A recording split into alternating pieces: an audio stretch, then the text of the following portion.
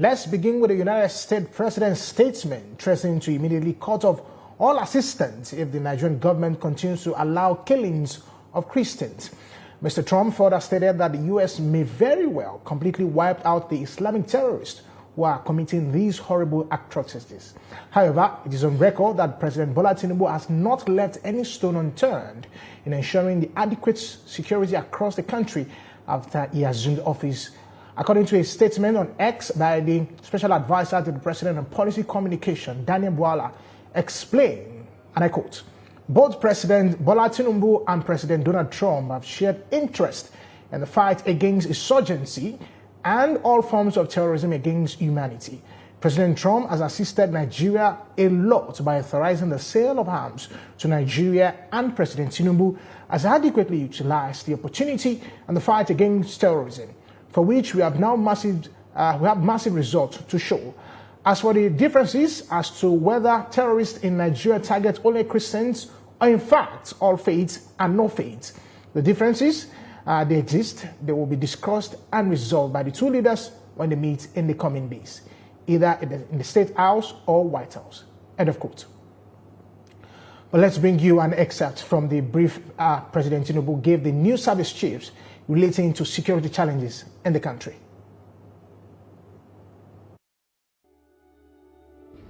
I charge you, as head of our nation's armed forces, to carry out your duties with patriotic zeal Nigerians expect result, and not excuses. We are in a hurry to celebrate peace. I charge you also to be innovative, creative, and courageous. Let's stay ahead of those who seek to threaten our peace, freedom, and stability. Let us deploy technology where necessary. We cannot allow the crisis that began in year 2009 to persist any longer. It is time to defeat the enemies. I wish you the best. I advise you to work together as a team. Compare notes, exchange your information effectively, and follow up proactively.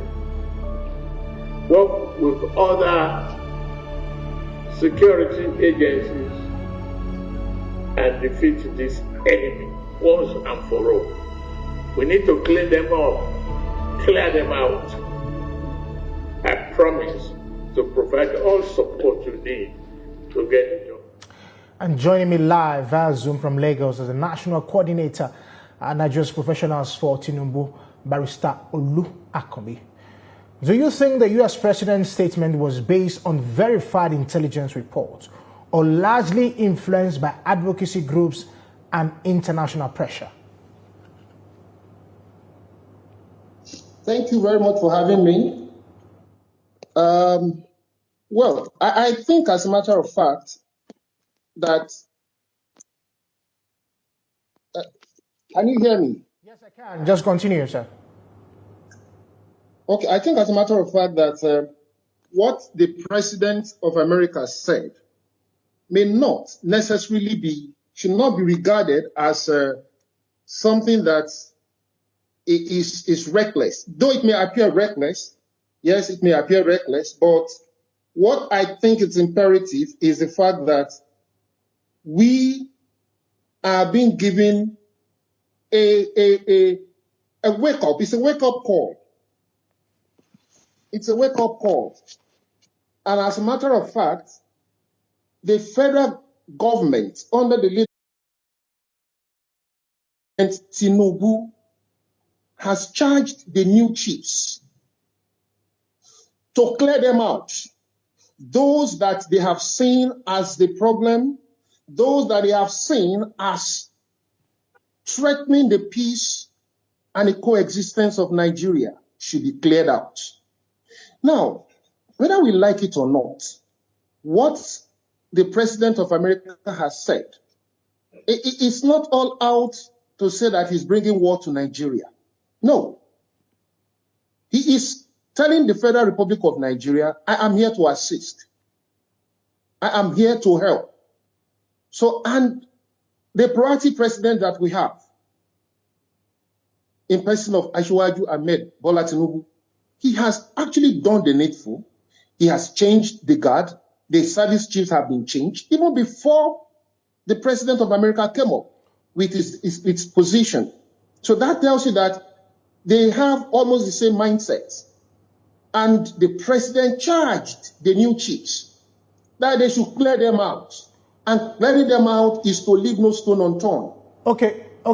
Is to leave no stone unturned. Okay, Barrister Oluwakomi, while I understand that the president has given the security chief the charge, but this is global politics playing out here. Now, what are the diplomatic options available to Nigeria in responding to such a claim? Should it be protest, engagement, or silence? Well, protest against who? Our president is a strategic leader, and he has resolved to meet with the president of America. So they will sit down, they will compare notes. You see, one thing is important. The president of America may be looking at this matter from another perspective. He's probably not aware of certain information. The president, Bola Tinubu, is well informed. He will give a better information and a better position to the president of America. Take this, for instance, that there's a genocide. Christians are being killed. Whether you like it or not, Muslims are killed. Whether you like it or not. When 4 or 5 people are gathered, there is no written note on each of them's forehead to say this one is a Christian, that one is a Muslim, so kill them, or kill the Muslim, or kill the Christian. So the president of America is not in Nigeria. The Nigerian president is well informed. He knows more of what is happening. So perhaps the president of America is coming from a well-not grounded information position. So the president of the Federal Republic of Nigeria will have a dialogue, a chat with him. This is what is happening in Nigeria. Perhaps you've been ill-informed. Perhaps you're not well-informed. So this is the situation of things. I believe then the president of America would understand better. I think Donald Trump would understand better that whatever he may have been told, maybe a position that is not all-encompassing, a position that is not all-involving. Okay, in changing the narrative, Nigeria's government insists that the violence is not religious, but driven by terrorism and criminality. How can the government better communicate this narrative to the international community? Well, the issue is this. There's no fight against Christianity. There's no fight against Christianity, right? There's nothing like genocide against the Christian faith. Now, we all need to understand, because one thing is obvious, and the obvious position is that when people, perhaps the opposition, will paint the picture that it's only the Christians that are being killed. Be honest, but the fact is this: we all need to be open, we all need to be transparent, we all need to tell the truth. We don't need to claim. I don't think the opposition have actually spoken about it, though, but because from the videos we're seeing, it's just from the Christians there in the north who are speaking. But continue your statement. Well, the Christians in the north are speaking, yes, but between you and I, have there been claims that the only Christians have been killed? If there are claims from different quarters that only Christians are killed, I don't think that is the truth. Because when those people, when the terrorists, when they come, they don't come for Christians. For crying out loud, people have been killed in Borno, people have been killed in Zamfara, people have been killed in Plateau, people have been killed in Benue. The government is not supporting the killings, and that is why the president of the Federal Republic of Nigeria gave the charge when he inaugurated the new chiefs that clear them all. He did not say clear those that killed the Muslims. He did not say clear those that killed the Christians. He said clear them all. Those that are threatening the peace of this nation, the coexistence of this nation. So we need to understand that. That's a good way to leave it. Thank you so much, Barrister Oluwakomi, for your thoughts on Made in News. Thank you very much for having me.